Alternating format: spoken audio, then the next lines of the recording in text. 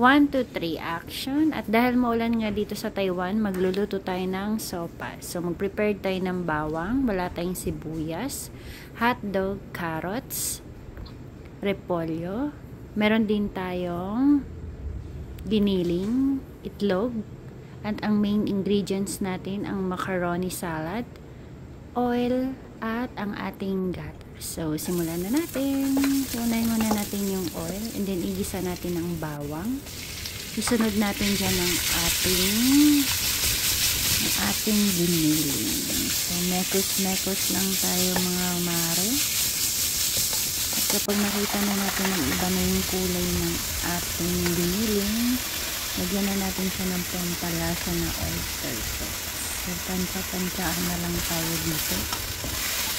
Tuloy lang natin ang pag-mekos-mekos. At pag nakita na natin or nag-iba na ang kanyang kulay, lagyan na natin or isunod na natin ang ating hotdog.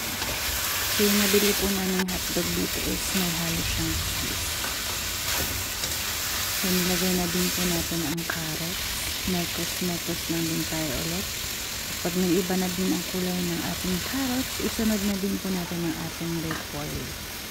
So, yung repolyo po na nabili namin is malaki. So, kalahati po ng repolyo ang nilagay namin.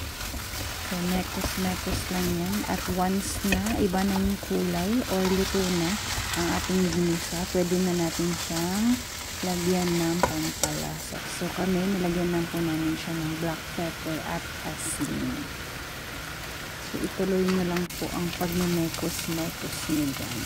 So, once luto na siya, separate na natin siya para isunod na po natin ipakuluan. Magpapakulo tayo ng tubig para sa ating macaroni salad.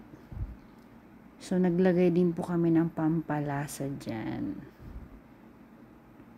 So, ayan. Mekos-mekos. Once nakulo na, pwede na po natin ilagay ang gatas or fresh meat.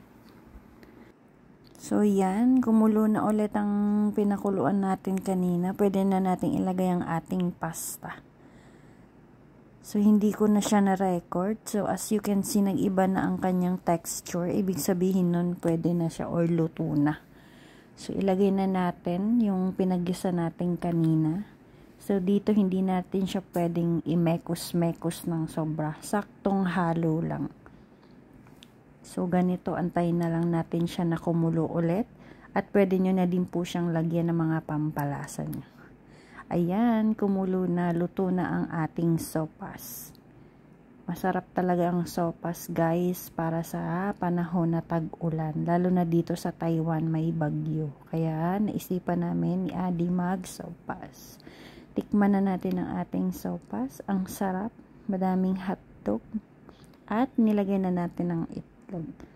Ayan yung finished product. Thanks for watching, guys. Please do like, subscribe, and click the notification para naman updated kayo sa mga videos ko. Thank you. Bye-bye. Thanks for watching again, guys. Mwah!